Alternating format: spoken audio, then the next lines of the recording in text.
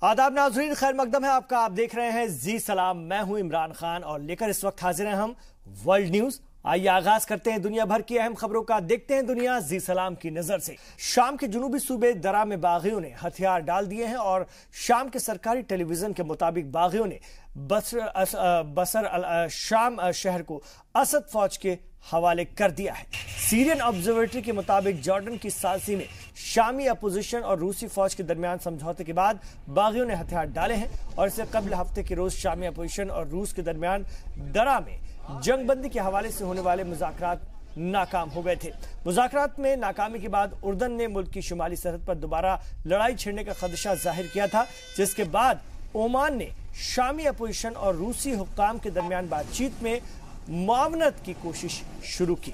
Shami opposition की शोबे इत्तलात के इंचार्ज अहमद रमजान ने कहा है कि शामी अपोजिशन का मुतालबा है कि जिन इलाकों पर असद रिजीम के साथ ही मुफाहमत हो चुकी है वहां शामी और रूसी फौज मुदाखलत न करें और असदी फौज अपनी साबिका पोजीशन पर वापस जाए। अगर हम बात करते हैं बसरी अल शाम शहर पर, तो वहां पर शामी अफवाज के कंट्रोल के बाद अवाम में खुशी का माहौल है। लोग सड़कों पर जश्न मनाते नजर आए। Tomorrow, in a couple of days, I'll be meeting with Russian Foreign Minister Lavrov for a discussion on how we can work towards a ceasefire and create conditions on the ground under which people would feel safe, and also discuss the facilitation of provision of supplies to Syrians in their country and on their land. We believe that it is in nobody's interest to have Syrians depart their country. We believe supplies are possible from within Syria, and supplies are being delivered. There is no shortage of supplies. The question just is to get it across. So we have a situation that is being addressed to the best of our ability, and again in solid partnership with the UN. इधर Yemen के वजीर खारजा खालिद अलमानी ने कहा है कि हौसी militia के अल Hudaydah शहर से मुकम्मल और गैर मशरूत इनखला तक सियासी अमल को आगे बढ़ाने की कोशिशें कारगर साबित नहीं हो सकती। दूसरी जानिब यमन के लिए अक़वाम मुत्तहिदा के अमन मंदूब मार्टिन ग्रिफिथ हौसी मिलिशिया को अल हुदैदा से निकल जाने पर कायल करने के लिए राजधानी सना पहुंचे हैं। ज़राए के मुताबिक यमन की सियासी जमातों की जानिब से अपने अलग अलग बयानात में भी हौसी बागियों पर जोर दिया गया है कि वो 3 बुनियादी उसूलों पर अमल दरामद करते हुए अल हुदैदा से निकल जाएं। उधर यमन के आईनी सदर मंसूर हादी ने ईरान नवाज हौसी बागियों पर एक बार फिर जोर दिया है कि वो हुदैदा शहर से निकल जाएं, वरना उनके खिलाफ फैसला कुन फौजी कार्रवाई होगी। आपको बता दें कि अल हुदैदा यमन का एक बंदरगाह है जिस पर हौसी बागियों का कब्जा है और इस अहम शहर पर कब्जे के लिए हौसी बागियों और अरब इत्तेहाद के बीच जंग चल रही है।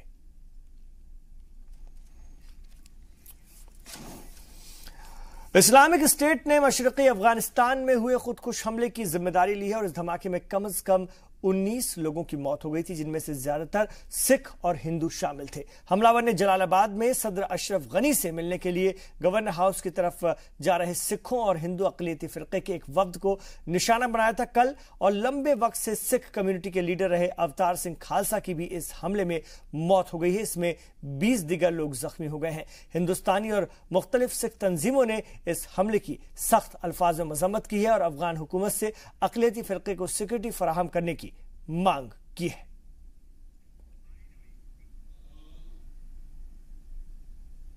ते असीं उस दुखद घटना की अत करड़े शब्दों च निंदिया करदे होए रोस ते रोह दा इजहार करते हैं। उस घटना च दुख का इजहार करने लई श्रोमणी गुरुद्वारा प्रबंधक कमेटी के समुचे स्टाफ की असीं अज शोक सभा की है, जिहदे विच मूल मंत्र ते गुरमंत्र का जाप करन उपरंत अरदास बेनती की गई है कि सच्चे पातशाह दुखी परिवारां दे दुख दे विच हमदर्दी का इजहार करने दे लई सतगुरु सच्चे पातशाह रहमत करन, उन्हां नूं दुख झल्लण दा बल प्रदान करन।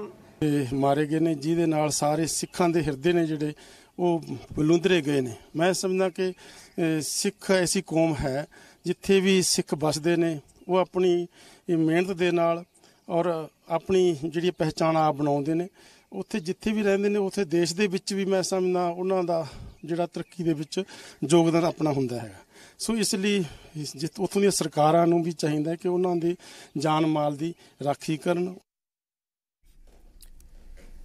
इधर थाईलैंड में पिछले लगभग 9 दिनों से फुटबॉल टीम के 12 खिलाड़ी अपने कोच के साथ एक गुफा में फंसे हुए हैं। बचाव दल के गोताखोर आज उस गुफा में कई किलोमीटर अंदर पहुंचने की कोशिश कर रहे थे, जहां पर पानी भर जाने से सब फंसे हुए हैं।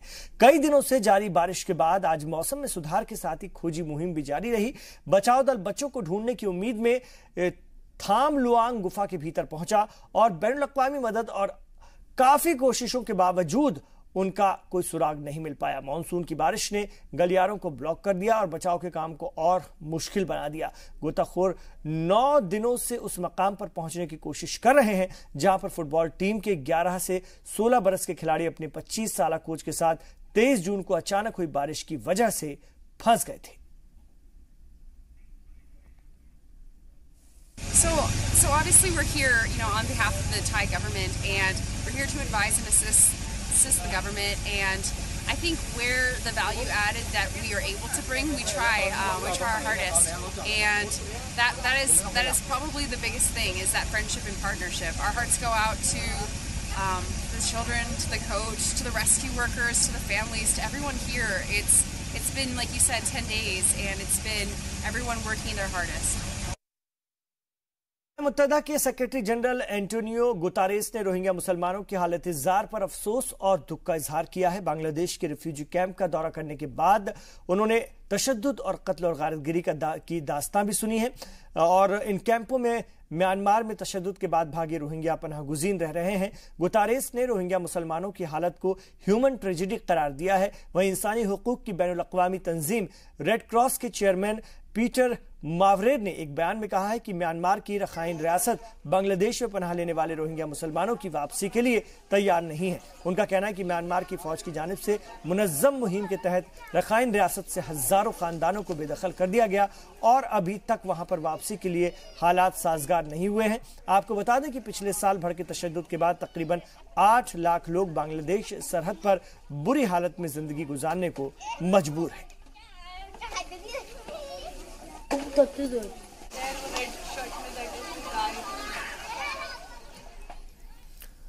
पाकिस्तान में इंतखाबात अब की बार किसी भी और इंतखाबात से ज्यादा दिलचस्प होने जा रहे हैं, क्योंकि पहली बार बड़ी तादाद में खवातीन इंतखाबी मैदान में हैं और इस बार नेशनल असेंबली के लिए 21,482 उम्मीदवारों ने पर्चा दाखिल किया है। इनमें से 4,000 अगर हम बात करते हैं, इनमें से 436 खवातीन हैं। सबसे ज्यादा 231 खवातीन सूबा पंजाब से इंतखाबी मैदान में हैं और कुछ उम्मीदवारों की अगर हम बात करते हैं तो आइए उनसे मिलते भी हैं।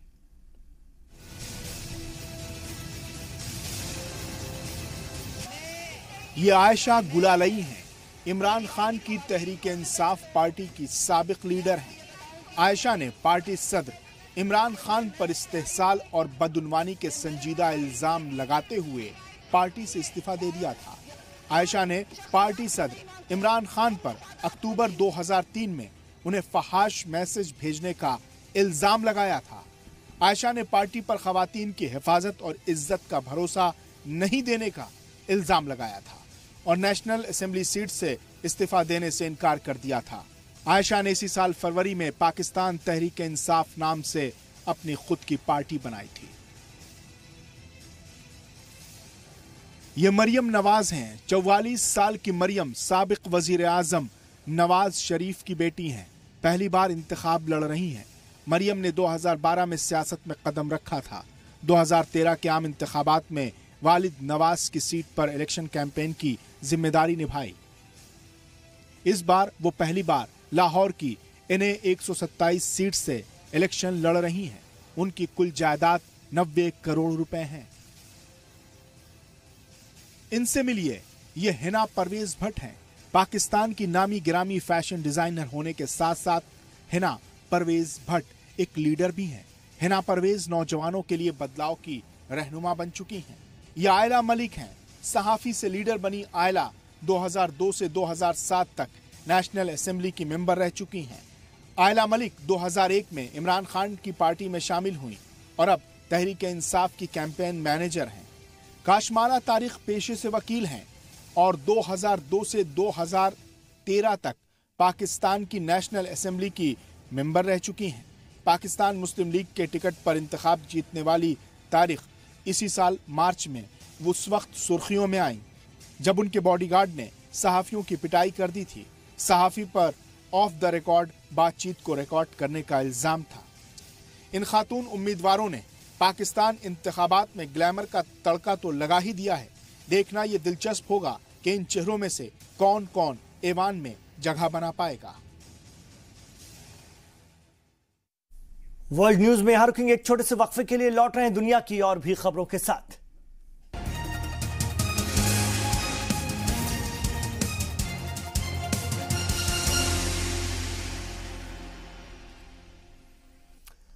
आप देख रहे हैं वर्ल्ड न्यूज। अमेरिकी सदर डोनाल्ड ट्रंप ने कहा है कि शुमाली कोरिया अपने जौहरी हथियारों को खत्म करने को लेकर बहुत संजीदा है। ट्रंप ने अपने इस बयान के साथ ही उन खबरों को खारिज कर दिया जिसमें कहा जा रहा था कि शुमाली कोरिया जौहरी हथियारों से कि अपने भंडार को पूरी तरह खत्म करने की मंशा नहीं रखता है।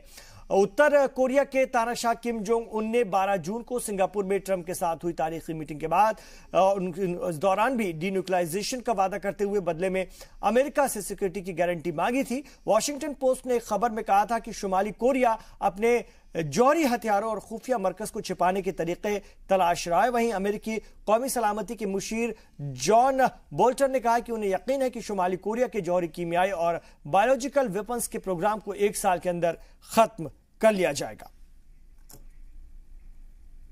Developed a program. I'm sure that Secretary of State Mike Pompeo will be discussing this with the North Koreans in the near future about really how to dismantle all of their WMD and ballistic missile programs in a year. If they have the strategic decision already made to do that and they're cooperative, we can move very quickly. And it's to North Korea's advantage to see these programs dismantled very quickly, because then the elimination of sanctions, aid by South Korea and Japan and others can all begin to flow.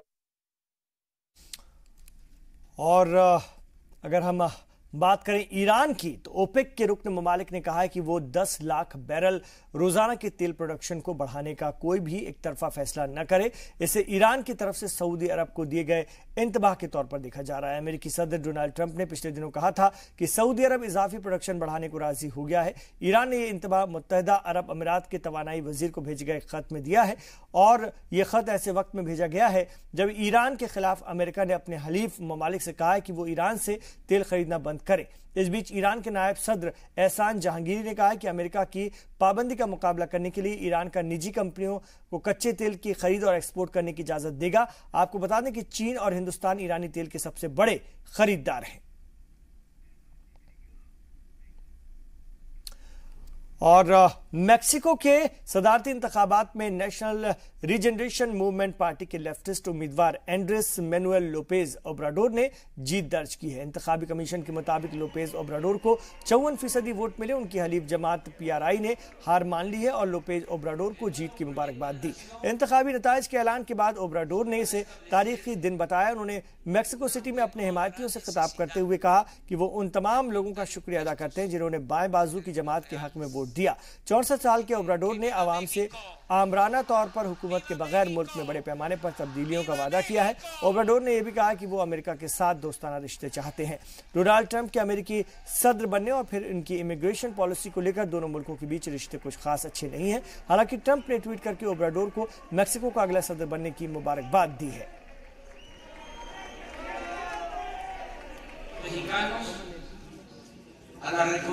मेरा मकसद मुल्क में असल जमहूरियत कायम करना है। हम मुल्क में आमरीत का खात्मा करेंगे। ये काम आसान नहीं है, लेकिन मुल्क में कानून का निज़ाम करना मेरी अहम जिम्मेदारी है।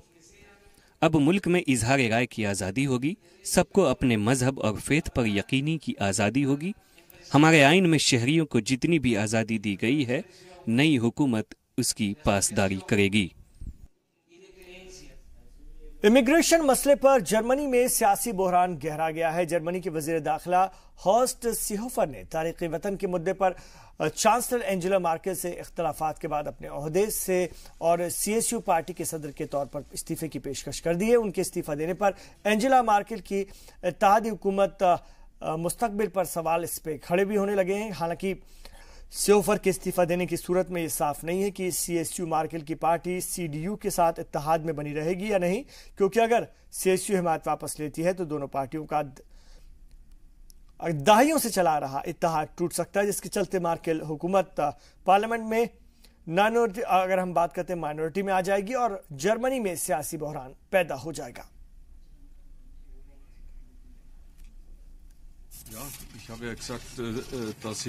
मैंने वजीर दाखिला और पार्टी सदर के ओहदे से इस्तीफे की पेशकश की है। इस्तीफा देने से कबल मैं चांसलर एंजेला मार्केल से एक बार और बातचीत करना चाहता हूं। अगले 3 दिनों में कोई फैसला लिया जाएगा। तमाम चीजें अगले दौर की बातचीत पर मुनहसर करती हैं। इधर यूरोपीय यूनियन ने गाड़ियों पर इजाफी महसूलात आयत करने की सूरत में अमेरिका को बड़े पैमाने पर जवाबी इकदामात की धमकी दी है। यूरोपीय कमीशन के मुताबिक स्टील और एल्यूमिनियम पर वाशिंगटन की जानिब से आयद इजाफी टैक्स को मेयार बनाया जाए तो अमेरिकी मसनूआत पर भी 294 अरब के जवाबी महसूलात आयद किए जा सकते हैं। इस तरह अमेरिकी मईशत को 14 अरब डॉलर का नुकसान हो सकता है। अमेरिकी सदर डोनाल्ड ट्रंप ने यूरोप से दरामद की जाने वाली कारों और गाड़ियों के फाजिल पुरज़ात पर इजाफाई टैक्स आयद करने की धमकी दी है। So we understand that we should make use of all the tools at our disposal to try to prevent this investigation to come to a similar outcome. That's why we take part in the investigation. We'll take part in we presented this submission. We'll take part in the hearing, and of course we'll spare no effort, be it at technical or at the political level, to prevent this from happening. And I think that it's in this framework that it should also be understood the trip by President Juncker later in the month to Washington. यहां रुकेंगे एक छोटे से वक्फे के लिए, लौट रहे हैं दुनिया की और भी खबरों के साथ।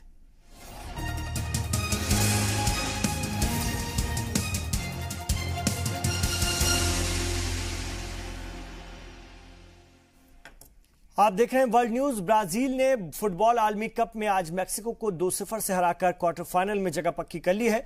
ब्राजील के लिए कप्तान नेमार और फर्मिंगो ने गोल दागे हैं। हाई वोल्टेज मुकाबले में मैक्सिको की टीम ने ब्राजील को अच्छी टक्कर दी, लेकिन एक भी गोल करने में नाकाम रही। वहीं ब्राजील की टीम ने दूसरे हाफ में शानदार गोल दागे और दूसरे हाफ का खेल शुरू होने के बाद ब्राजीली खिलाड़ियों के अटैक में बिल्कुल भी कमजोरी दिखाई नहीं पड़ी। उसके खिलाड़ियों ने भूखे भेड़ियों की तरह मैक्सिको पर हमला बोलना जारी रखा। ब्राजील के विलियन ने खेल की शुरुआत से ही बाएं जानिब से मैक्सिको के लिए परेशानी पैदा कर रखी थी। इस बार उन्होंने बाएं पैर से बेहतरीन पास किया और गोल पोस्ट के ठीक सामने ये इस पास पर जेसस चूके, लेकिन ठीक उनके साथ दौड़ रहे नेमार ने से गोल में बदलकर ब्राजील को बढ़त दिला दी। इसके बाद 88वें मिनट में फिर मेनू ने दूसरा गोल दागकर मैक्सिको का सपना चकनाचूर कर दिया।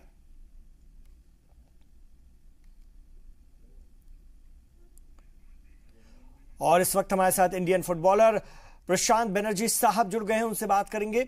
सर, ब्राजील की जीत आपने जैसा सोचा था क्या वैसा ही हुआ?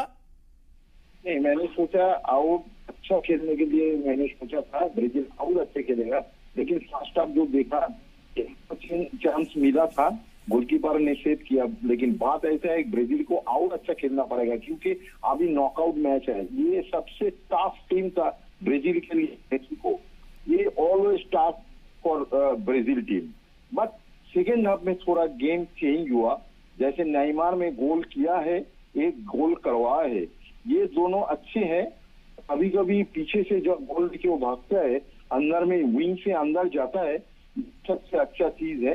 और ब्राजील को और अच्छा खेलना पड़ेगा। ये खेल देखने का बाद मेरा हिसाब से लगता है नॉकआउट में ऐसा नहीं चलेगा, क्योंकि जितना ऊपर जाएगा जितना ही अच्छा टॉप टीम मिलेगा। तो ब्राजील को और अच्छा खेलने के बाद तब भी ट्रॉफी मिलेगा, अदरवाइज ये लोग का भी प्रॉब्लम आ जाएगा। ठीक है, लेकिन सर ब्राजील ने शुरू से ही अटैकिंग गेम दिखाया। हाफ टाइम से पहले और बाद में खिलाड़ी कमजोर नहीं पड़े, क्या अटैकिंग गेम का फायदा मिला ब्राजील को? नहीं, मतलब है कि ब्राजील टीम जैसा कि ब्राजील ऑलवेज अटैकिंग खेलता है। ये लोग 5 मिडफील्डर 2 फॉरवर्ड लेके ये जो अटैकिंग खेलता है, 6-7 प्लेयर ऑलवेज इन अटैकिंग जगह पे रहता है। तो दूसरा चीज है ब्राजील टीम का सबसे बड़ा चीज है ये अटैकिंग तो सपोर्टिंग आता है 2 विंग बैक भी, तो इसीलिए अटैकिंग बिगिनिंग ब्राजील को हार्ड टाइम में देखता है कि ब्राजील अटैक छोड़ के डिफेंस में कभी नहीं खेला है। ठीक है, तो मेसी और अगर हम बात करते हैं मेसी रोनाल्डो के फेल्योर के बाद क्या नेमार पर भी बड़ा दबाव था? क्या वो उम्मीद पर खरे उतरे? क्या ये वर्ल्ड कप ब्राजील के नाम होगा? लेकिन अभी जो है ब्राजील का अभी ट्रॉफी मिलने का एक जगह हुआ, क्योंकि सब जितना फेमस प्लेयर लोग था वर्ल्ड का, जैसे रोनाल्डो मेसी सब चला गया, लास्ट कल स्पेन भी चला गया। अभी नेमार का ऊपर पूरा भरोसा है और मेरा हिसाब से ब्राजील टीम जैसे खेलते हैं ये थोड़ा और अगर जाने से नेमार थोड़ा कभी कभी ये गेम आते चलते रहता है, ये पिकअप ले रहा है, मतलब ये नॉकआउट से ये 11 कर रहा है, जितना ऊपर जाएगा उतना ही ये मतलब भयंकर हो जाएगा। तो यही है सबसे बड़ा चीज है। तो ब्राजील टीम का अटैकिंग हमको अच्छा लग गया और वो मार्सेलो आ जाने। आप हमारे साथ रहिएगा प्रशांत जी, आप हमारे साथ बने रहिएगा। आज एक दूसरे प्री क्वार्टर फाइनल में बेल्जियम का मुकाबला जापान से होगा। बेल्जियम का टारगेट रोस्तोव एरिना में जीत के साथ तीसरी बार क्वार्टर फाइनल का सफर तय करना होगा। अपने ग्रुप सतह के मैचों में पनामा, ट्यूनीशिया और इंग्लैंड जैसी टीमों को हराने वाली बेल्जियम का डिफेंस शानदार है। जापान के लिए इस मैच में सबसे बड़ा मकसद होगा बेल्जियम के डिफेंस को भेद कर उसके गोल पोस्ट तक का सफर तय करना। जापान ने अपने ग्रुप स्तर में कोलंबिया को हराया है, सेनेगल को ड्रॉ पर रोका है और पोलैंड से उसे 1-0 से हार मिली है। और प्रशांत बनर्जी इस वक्त हमारे साथ हैं। प्रशांत जी, आपको जापान बेल्जियम के मैच में क्या उम्मीद दिखती है? उम्मीद है कि बेल्जियम जीत जाएगा, क्योंकि बेल्जियम का फॉरवर्ड लाइन डिफेंस बहुत अच्छे है और लुकाकू आज खेलेंगे टीम्स के अंदर 11 का अंदर, तो उसका शायद हैजर्स भी है। तो ये दोनों का डुएट कॉम्बिनेशन बहुत अच्छे है। कभी ये लुकाकू बॉल मिलने के बाद वो हैजर्स चला जाता है जी, हैजर्स ने जब बॉल मिलता है लुकाकू चला जाता है। ये जो कॉम्बिनेशन इसका जापान के बहुत भारी पड़ेगा। शुक्रिया प्रशांत बनर्जी साहब, इस वक्त हमारे साथ साबिक international Indian footballer phone line पर थे। तो नाज़रीन, वर्ल्ड न्यूज में अभी इतना ही, लेकिन जी सलाम पर जारी है खबरों का सफर।